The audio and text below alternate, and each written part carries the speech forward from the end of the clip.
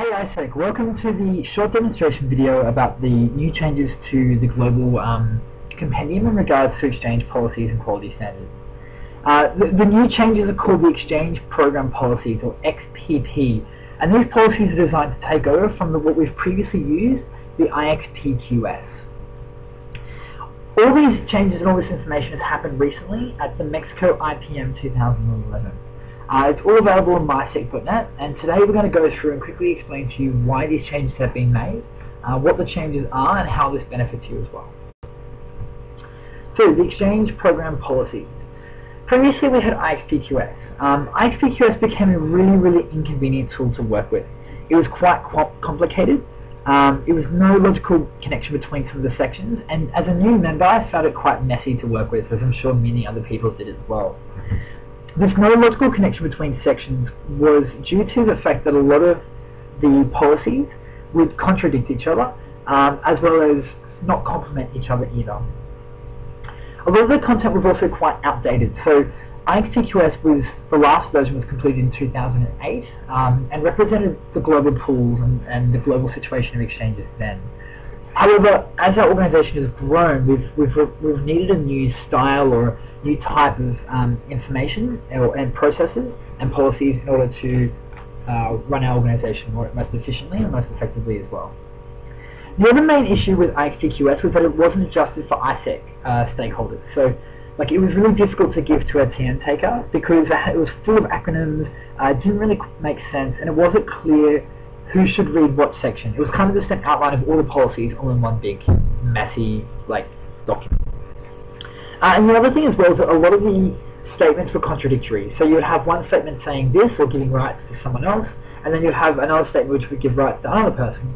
So there was a lot of grey area in terms of who has rights when.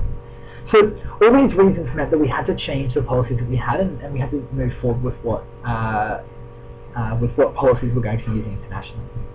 From this, we now have the Exchange Program Policy. So what have we got now? We've got a user-friendly structure, an easy format, and a stakeholder-orientated chapters. So you can find chapters for an EP, or you can find a chapter relevant to the TN or TN taker, or you can find a chapter relevant for both the sending LC and the receiving LC. And you've also newly got you got these new chapters which are for the MC and for ISEC International as well. The old structure of IXPQS started off with the international exchange policy, which was just the whole policies we had. Then there was the statement of understanding, which was the understanding between the different stakeholders. We also had complaint procedures, which were a bit messy and didn't really make a lot of sense, and it was quite difficult in order to put forward a complaint. And we had a whole lot of standards and all the rest as well. It was all in one big jumbled document, and it was quite difficult to deal with. But if you look over at the new structure, you can see there's an EP document there. That documents all the rights and responsibilities for the EP, so it's really easy, really clear for them. The TN is very simple as well. It simplifies a lot of acronyms too, and it's very simple. So the file is called the Exchange Program Policies. It's a zip file, and it has all the information that you'll need. So if you open that up, you'll come to a page which shows the structured policy documents related to stakeholders. So you'll see that there's a page there for the EP document, or XPP document.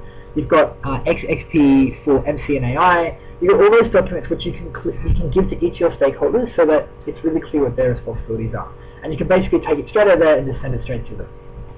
If you look in the appendixes, you'll see there's some updated documentation as well that we're using throughout the international network. So the first one, Appendix A, is the International Job Questionnaire, or what was previously known as the International Role Questionnaire, or the IRQ. The Appendix B is the Acceptance Note, and you also got the Organisational Acceptance Note below that as well. So those acceptance notes are documentations that we use in order to match exchanges, which makes sure that the exchange is finalised and official. Down below on Appendix D, we've got a new thing which we didn't currently have in the last IXPQS, which is the official case application, or official complaint application.